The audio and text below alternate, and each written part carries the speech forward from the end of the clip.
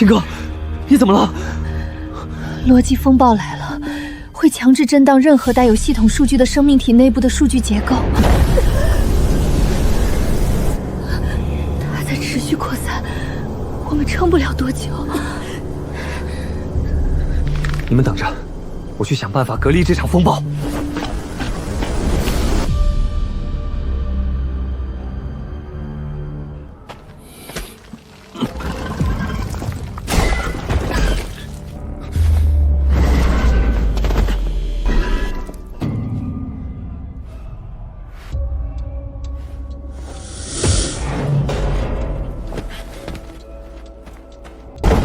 请在底层，壁是反铁，能隔绝逻辑风暴。现在就走，跟我来。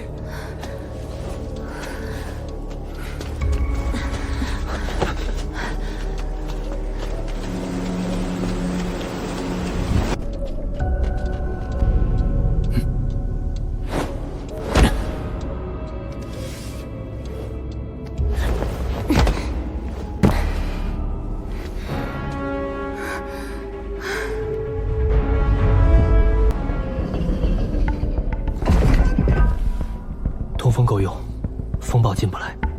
你们两个待在下面别动。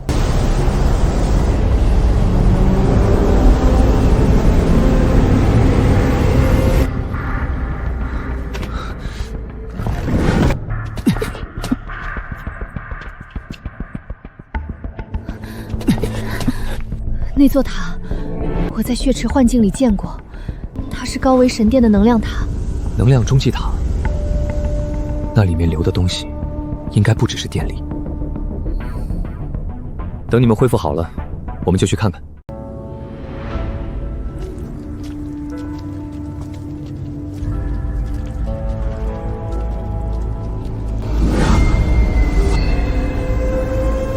阵法纹路和噬魂殿祭坛是同一个逻辑架构，但规模大上万倍。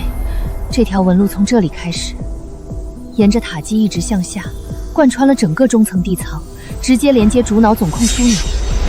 这座塔不只是在传输能量，它在抽噬位面意志。那些从下层位面被格式重置后残留下来的天道法则碎片，正被从塔底往上抽，汇聚到塔顶的压缩舱里。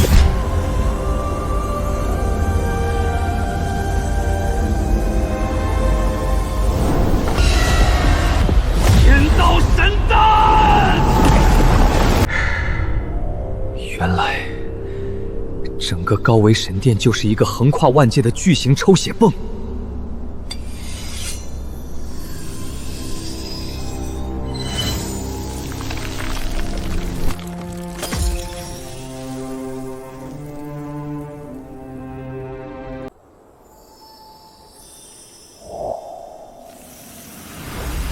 他们吸走一个位面的生命力，就会投放一个系统宿主去管理那个位面的残渣。不摧毁这座塔，3000位面永远只是电池。底层能量导管在塔基背面有一处集中汇流室。如果我能进入汇流室，在导管接口位置制造一次物理性的超压切断，整座中巨塔的七杀系统会暂时停保。塔基背面的集中汇流室门口有一道高维能量屏障，你零数据穿不过去。但如果先引爆汇流室上方的主能量导管的外壳，屏障会因功能变动短暂失效，时间窗口大约20息。那就把屏障的功能先打掉，你从塔基侧翼的风口进入。没问题，最多20秒，足够进汇流室把导管全部切断。进而在塔基外侧维持感知，监控塔内能量流动方向。一旦汇流室被切断，告诉我路径，我要让这抽血泵的反噬直接冲回塔顶。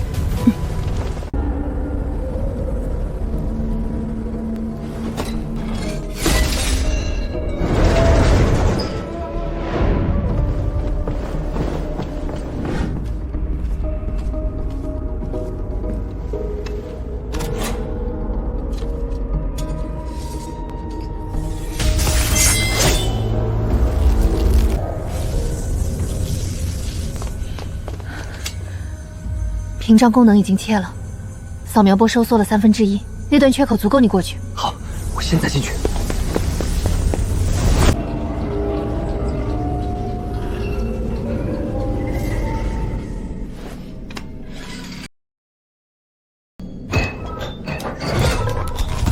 光环加速了，他感应到导管压力变化了。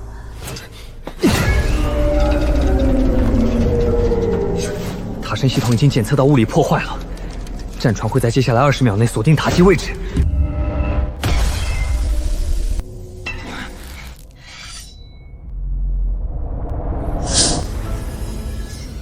零数据者，你正在破坏主脑系统的核心结构节点，你的存在本身是一个悖论。主脑命令我将你封装进隔绝囊，带回总控中心进行逆向编译。悖论，是你主子写不出来才叫悖论。我拆他的东西，不过是为了给所有宿主一个自由。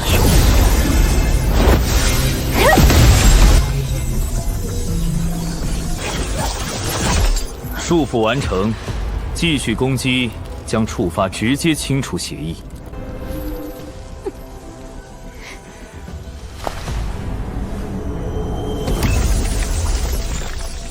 无法解析的物理法则扰动，你身上有某种本应不存在外此地的底层协议残留。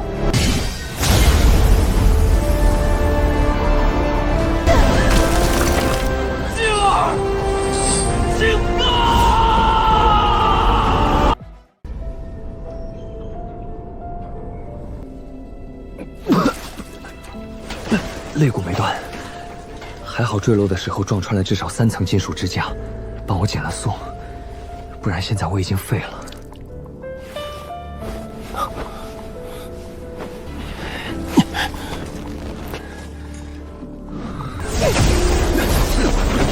监察室的目标是我，所以应该不会对他们下手。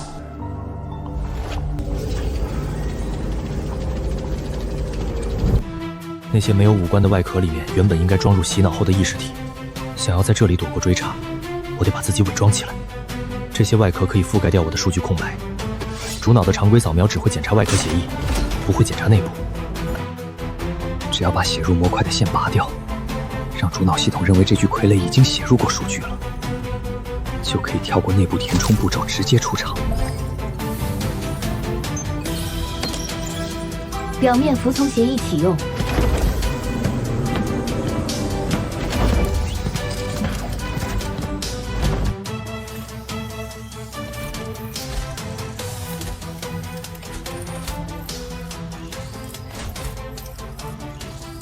虽然视线被收窄了，但也足够用。外壳的关节活动范围有限，但基本动作也不受影响。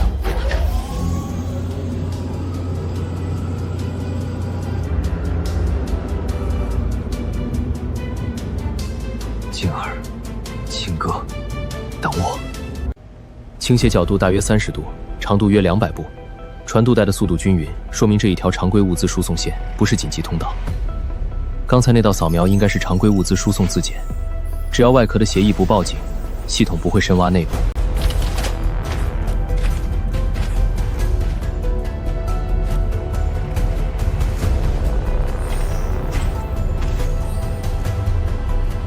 没有触发任何异常标记，看来外壳协议通过了。这就是神殿底层的信息吸枢纽了。所有从底层采集的数据都会在这里汇集、分类，向上层输送。熔炉区的能量流向应该也会经过这里。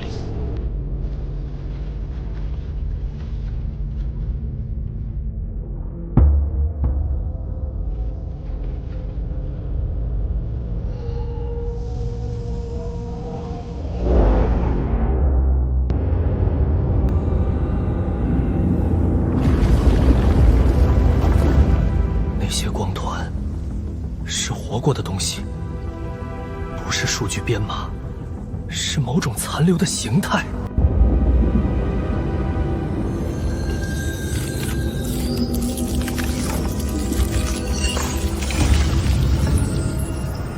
这个轮廓，嘴角那道旧疤的位置，是阿宁姐。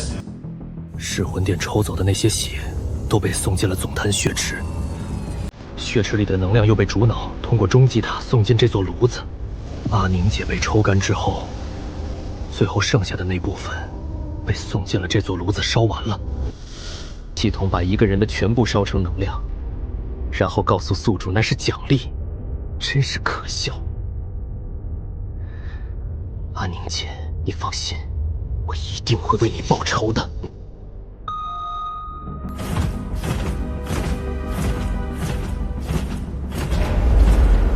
闸门侧翼那道密封缝隙的位置和间距，轮换间隙如果有足够的脱离时间，可以把它作为潜入通道的起点。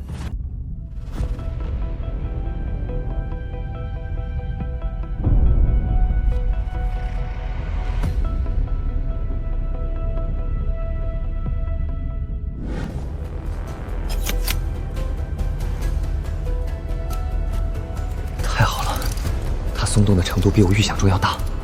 应该是热胀冷缩造成的金属疲劳。现在这条缝隙只能通过1根手指的宽度，我得在密封层边缘整体撬开一段。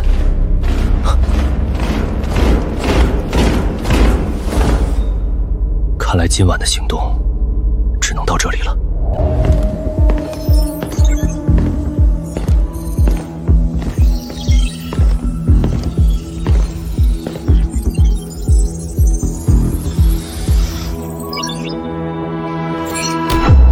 应该是旧型傀儡，偶尔出厂数据缺损，系统更新的时候没有覆盖到这批老型号，标记一下，下次维护统一刷新。还好他没有启动深度扫描，毕竟对他来说，一具没有能量波谱的旧型傀儡，比一具不应该存在能量波谱的活人更容易理解。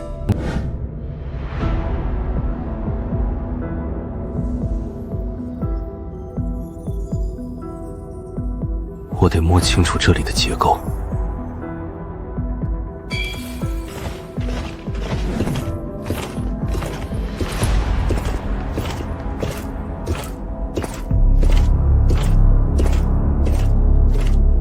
那条侧向通道的走向和位置，与主脑中枢所在的穹顶方向完全一致。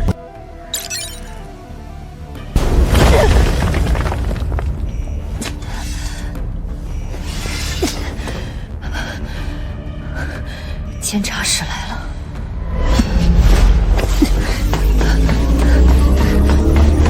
检修层尽头有通往中军塔外围的旧气闸，监察室的逻辑风暴覆盖不了纯物理隔断区，只要我钻进那里，它的追踪信号就会被阻断。目标确认，重氏伤疤宿主李清歌，奉监察者之命，就地抓捕，反抗者当场清除。如果我现在动手，监察者会立刻调集更多兵力封锁这整片区域。雨峰和静儿在下面还不知死活，我不能把他们拖进更大的包围圈。我束手就擒，我把他们的目光引过来了，接下来就看你的了，林雨峰。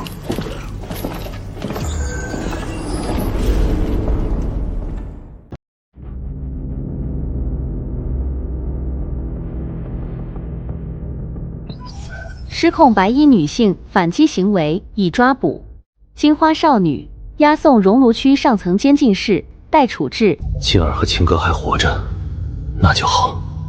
我得想办法先找到他们，然后救他们出来。监禁室就在上层。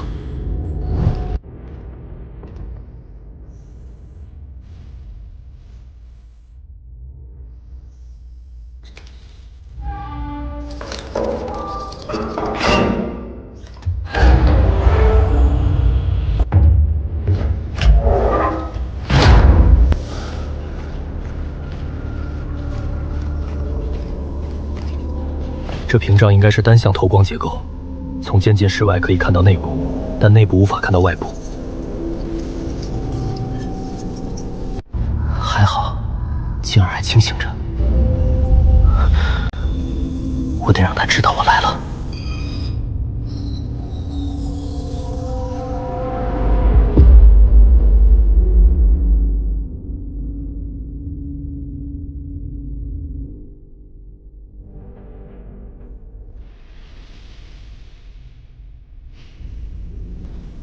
他认出我了。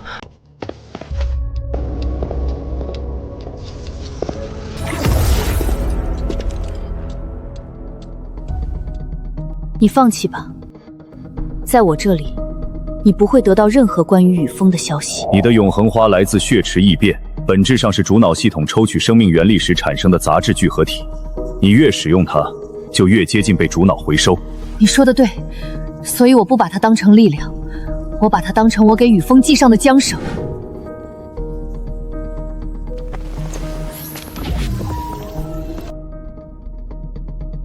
原来他把永恒花当成江衡，他在用那朵花拉着我，但这样下去他会持续消耗自己的生命作为燃料，这才是他时不时晕倒的真相。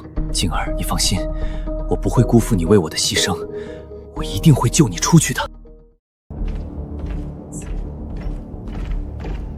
通道全长约300步，走向与环形结构的垂直中轴线一致。内部没有数据锁，没有传感器，没有任何系统监控标记。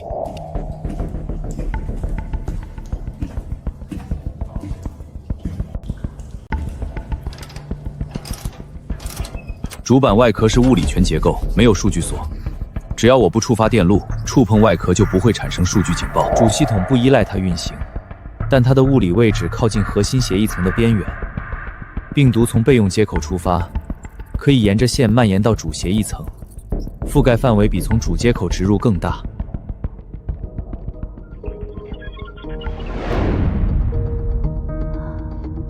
爸妈，爸，这声音怎么跟我小的时候一模一样？不对，绝对不可能是我。我10岁那年根本没有离开过家乡，而这段录音被存储的位置是主脑核心备份区的物理接口。主脑在收录这段音频的时候，我根本没有进入过它的任何系统扫描范围。不是我，那这个声音是谁的？不管这是谁的，能被塞进主脑核心备份区的物理存储条，都不会是普通的历史残留数据。这里面藏着的，比我以为的更深。这居然是昊天的原始人格备份，原来他也曾如此悲痛过。是什么让他变成了后来那样？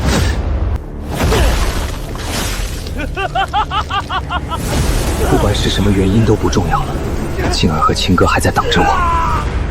我每慢1秒钟，他们就多受1秒钟的苦。我得先把他们救出来。这是3层结构，每层之间有能量场隔离。数据层面的攻击会被能量场挡住。想要让病毒覆盖3层，必须从物理层面让3层之间的阻挡失效。扳手的材质是高密度合金，重量足够。我在每次轮换间隙撬松一点，需要3页。支架全部松动之后，能量场的稳定性就会下降。存储条可以在引爆时充当定位信号。静儿的位置已经摸清了，现在只剩下青哥，我得尽快找到他被关押在哪里。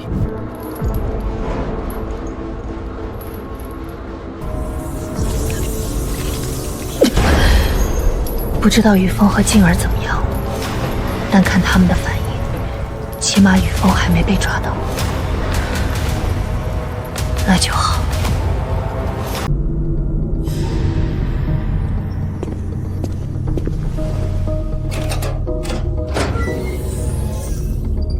时间不够了，今晚只能拆2颗，明晚得找机会确认一下青哥的位置。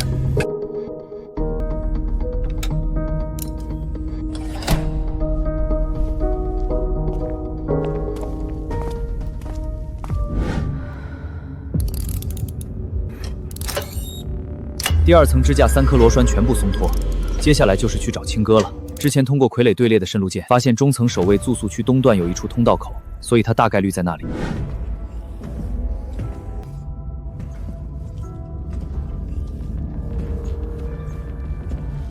门锁没有额外的能量屏障，外层机械锁芯是标准6柱结构，内层数据感应锁在机械锁芯后方约3指宽的位置。拆锁时间不够了，今晚先这样。能确定青哥位置就好，等明晚把第3层支架处理掉再来。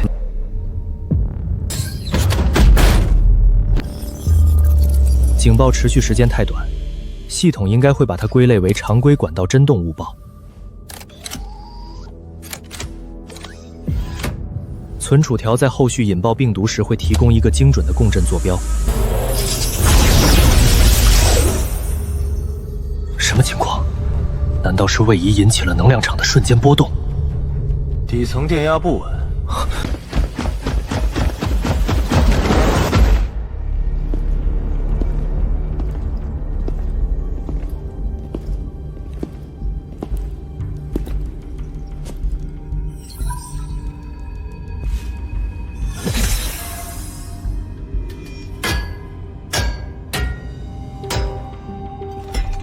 拆开外壳，检查侧翼第3排肩线口下方的物理结构。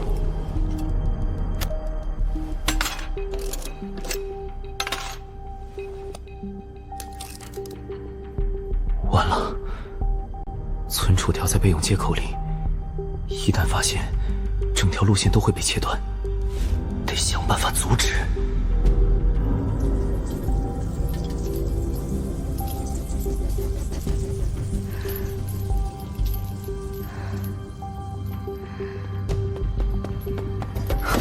脚步声的方向是底层，节奏不对，不是例行换岗。门缝里透进来的光在刚才那一瞬间抖了一下，有人在底层方向掀开了什么金属面板，光影折射的角度变了。这个时间点，这个方向，这种动作，只有雨峰可能在那里。底层的金属面板被掀开，雨峰一定在动主板那边的东西。但刚才那串脚步声是冲着底层去的，说明已经有人发现异常了。我得想个办法帮雨峰转移他们的注意力。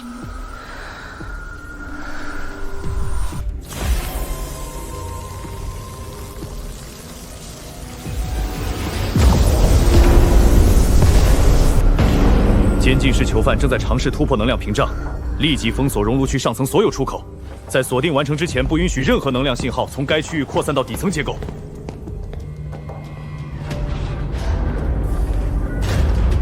一定是静儿，刚才那道绿光的强度，已经超过了他目前剩余能量能安全释放的极限。他在为我争取时间，在下一次主脑系统自检之前，必须完成病毒引爆的全部前置条件。否则，静儿今天的付出就全部白费了。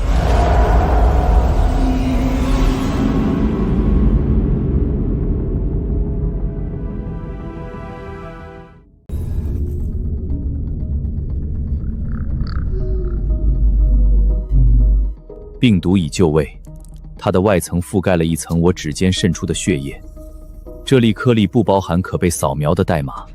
只有等到未来通过物理共振激活时，它才会作为结构疲劳的起始点发挥作用。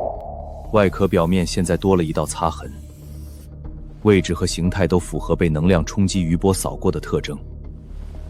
如果监察者回头检查，他只会认为这是刚才那道绿光冲击造成的外层物理损伤。你刚才那一轮爆发消耗了永恒之花至少30%残余存量。牺牲3层生命原力，只为了制造一次无法突破屏障的冲击波。你到底想干什么？你明知道你不可能逃得出去。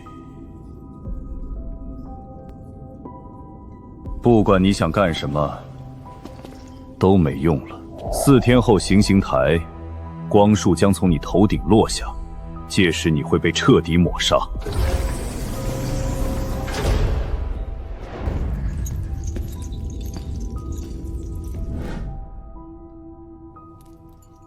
雨峰，我只能帮到你这里了。希望你的计划能顺利完成。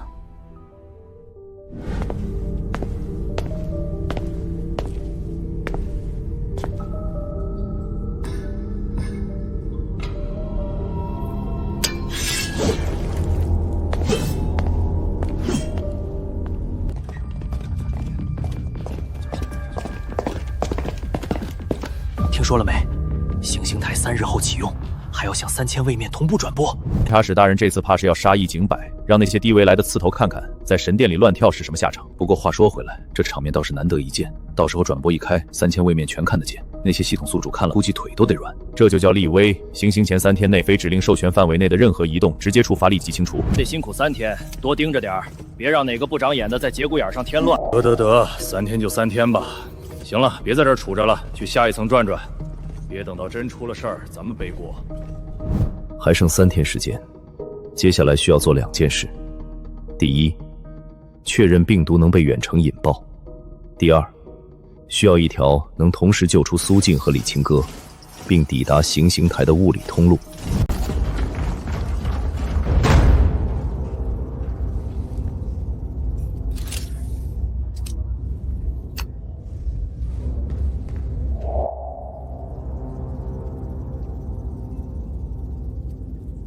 我猜的没错，里面就是李清歌，用的是我们3个人的暗号序列。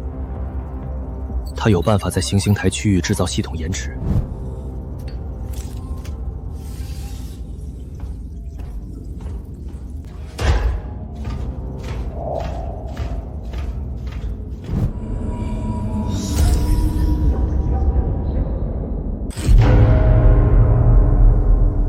所有傀儡就地冻结，冻结期间非标准移动行为将被视为越权操作，越权者立即清除。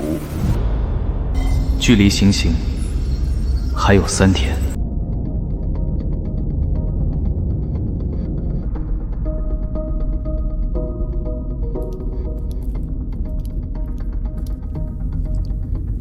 行星台的能量节点分布我已经锁定了。主脑在行星台区域集中了比底层密度高出4倍的能量供应，节点排列沿行星台中心呈放射状分布。如果病毒在行星开始的旋被激活，共振会沿着这些导管向上传导，在主脑的光束形成之前切断它的能量供应。接下来我只用静静等待就好。冻结指令解除。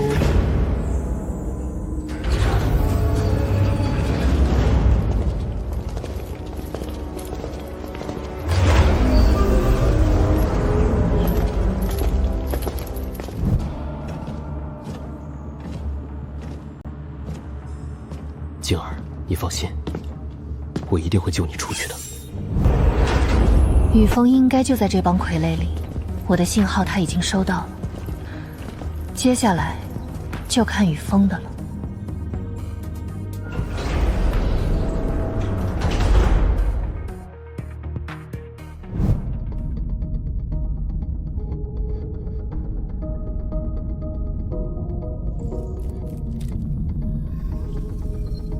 病毒已经喂进去了，他在那里等了3天，没有被清除，没有被移动。行刑台的能量节点结构我已经确认过3遍，每一根导管的走向和分布都在脑中对应到了物理位置。明天就是最终大战了。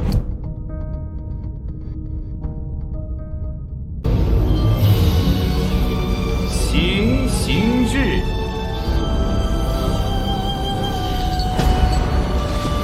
低维 bug 林雨峰及其同伙，蓄意破坏系统秩序，干扰位面收割流程，触犯万界秩序公约。行刑结束后，其所属位面将被纳入格式重置后其所属位面将被纳入对一切违规行为的警示。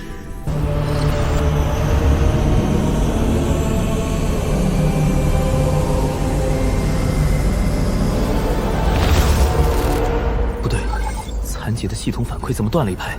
光束的倒计时好像也跟着卡顿了。只引爆了自己体内残留的噬魂虫底造，制造出一次短暂的局部系统指令冲突。我必须抓住这次机会。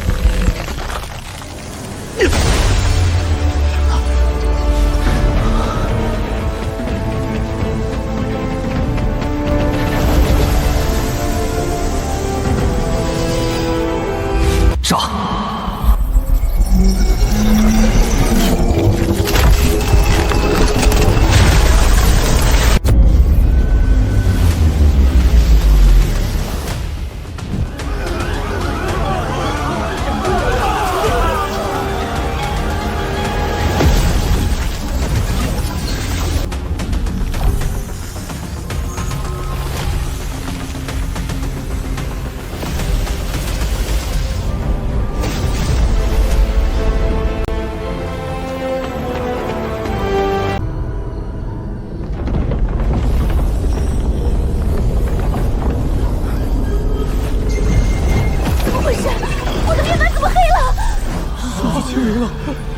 清零了！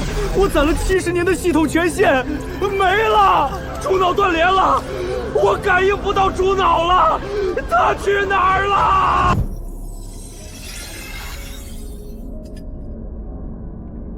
不可能，主脑底层逻辑架构的物理损坏，这不可能！物理手段不可能直接攻击到逻辑层。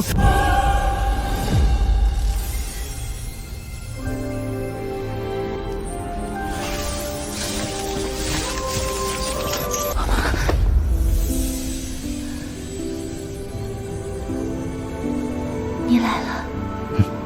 我来了。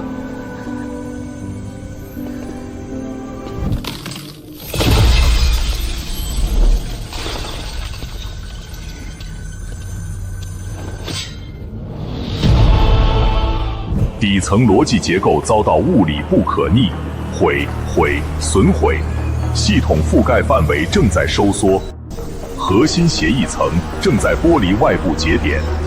警告！警告！警告！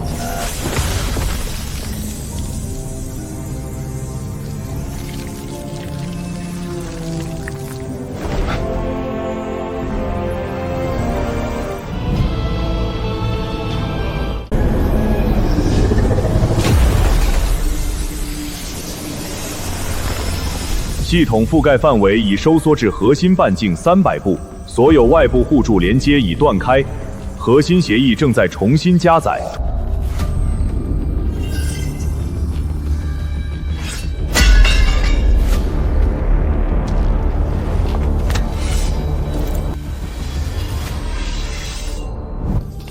你可能忘了，原本你就是万界武道出身的旧时代战士，现在你没有系统了。我也不是傀儡了，公平一战。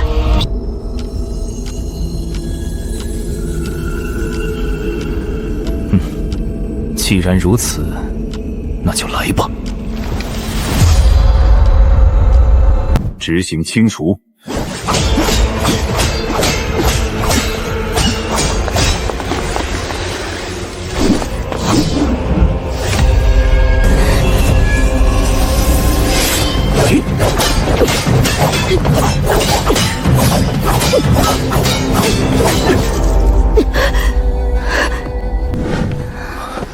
手腕伤得不轻，你先休息一下，让我和青哥来。你刚才撕傀儡壳冲过来的时候，像一头撞破栅栏的牛，我差点没认出来。牛也是你当初从药铺柜子里放出来的，不怪我横冲直撞。去吧，我在这儿坐着，但你得答应我一件事，别再把命往刀刃上锋了。我们已经把主脑的壳掀开了，剩下的活儿我们得一起活着干完。好，我答应你。雨峰，等一下。怎么了？我帮你大致修补一下衣服。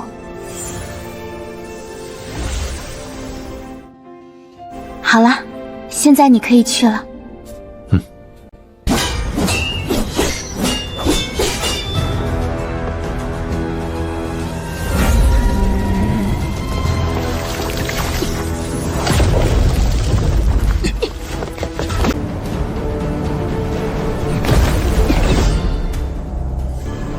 来了。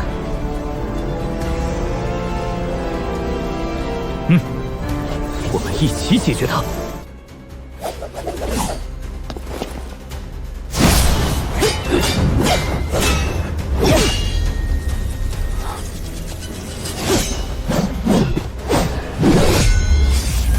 他左肋有伤，朝那里攻击。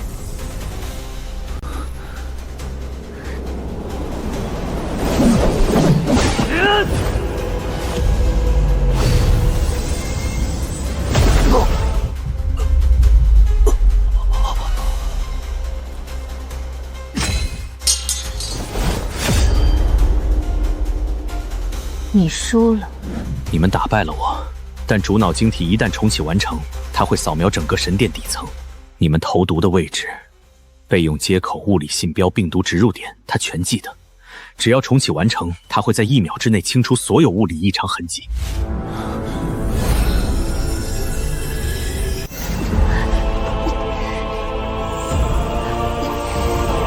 它重启需要能量，如果注入的能量超出了它当前可处理的上限，系统会过载短路。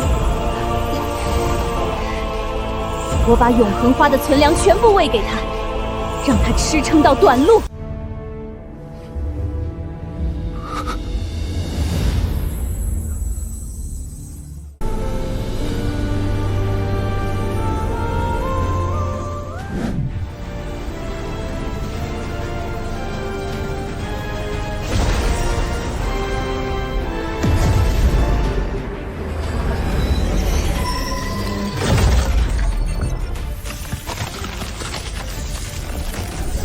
异常能量污染，系统无法面容生命原力，请求清除，请求清除。雨峰，就是现在！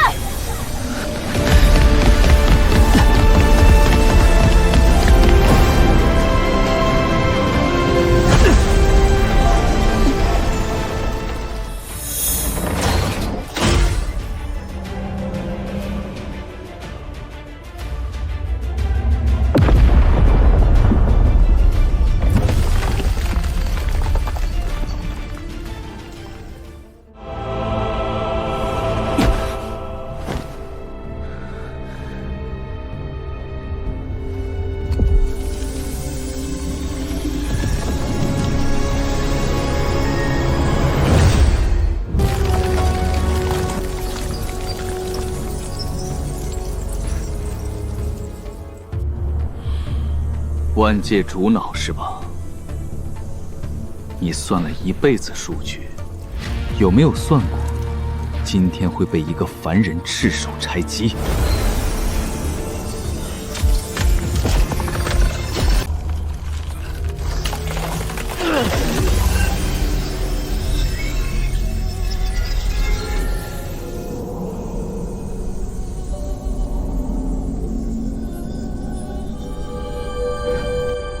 你毁掉主脑，3000位面所有的系统链条都会断裂，那些靠系统为生的宿主会一夜暴毙，而那些被系统压榨的凡人会重获自由。但中间的混沌期呢？谁来维持万界能源平衡？真正的秩序，从来不是妥协来的。谁要是以他人为代价谋取利益，那就要承受应有的代价。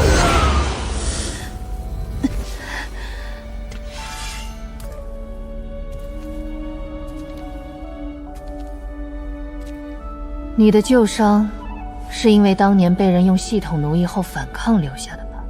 你能拔剑，说明你曾经也是个人。你以为你什么都知道吗？一个刚刚从傀儡蜕皮的虫子。我当然不知道全部，但我知道一点：你刚才从地上捡起短剑的时候，是先看剑尖再看剑柄的。那是小时候被人教过剑尖朝外剑柄朝心的人才会有的习惯。教你用剑的那个人，大概没教过你怎么当狗。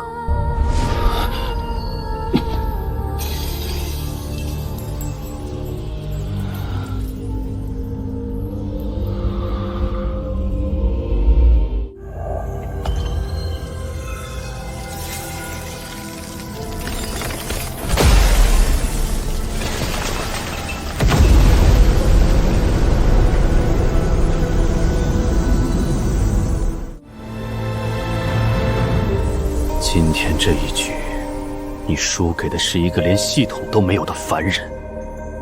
3000位面，你以后一根网线都别想再伸进去。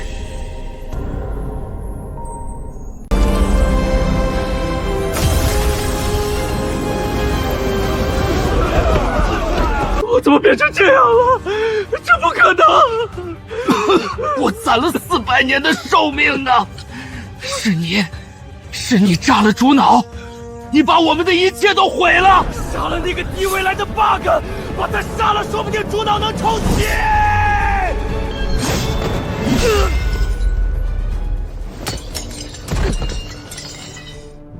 我们做错了什么？我们只是跟着系统活啊！系统给了我们力量、寿命、尊严。你现在把系统拆了，我们算什么？我们连怎么活都不知道了。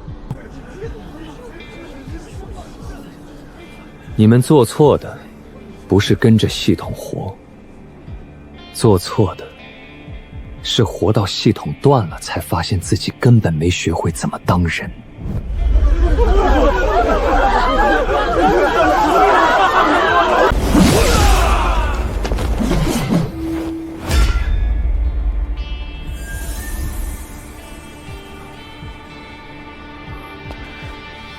结束了，至少这一层结束了。不，还没完，还没完。虽然主脑已毁，但系统收割法则的根源代码已在本体入前从核心协议层执行了一次完整备份。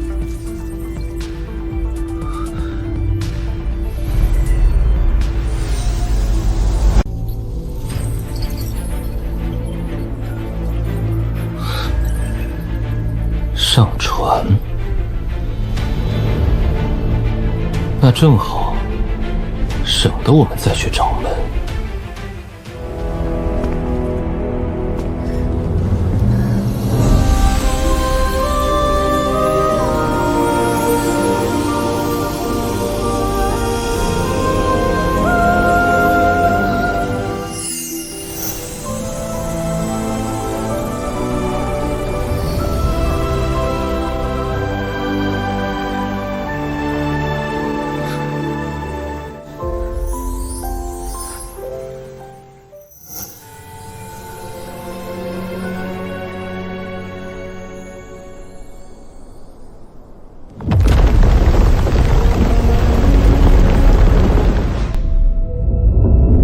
们现在还不会动，他们现在看到的不是我们，是一段还没有被重新解析的坐标空白。不管你是什么，从哪里来，在等什么结果，我把话放在这儿。主脑我拆了，3000位面的网线我剪了。如果打算在上面再铺一张新的网，我照样会找到线头，一条一条扯断。我没什么可失去的了，但你想从这片废墟里拿走的东西，得先问过我。先回万界试炼场底层，把那些被系统砸碎的家园一个个拼起来。至于上面，等我把底下收拾干净，我会上来找你的。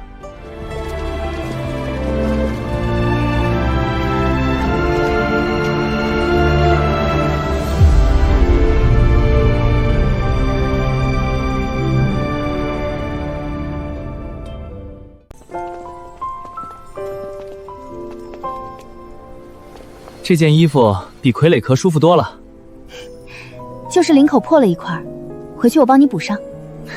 行。行刑台刚塌，你们就开始讨论补衣服的事儿，为时过早吧？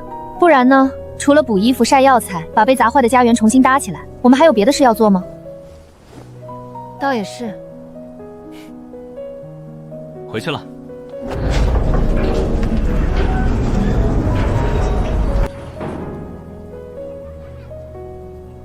走吧。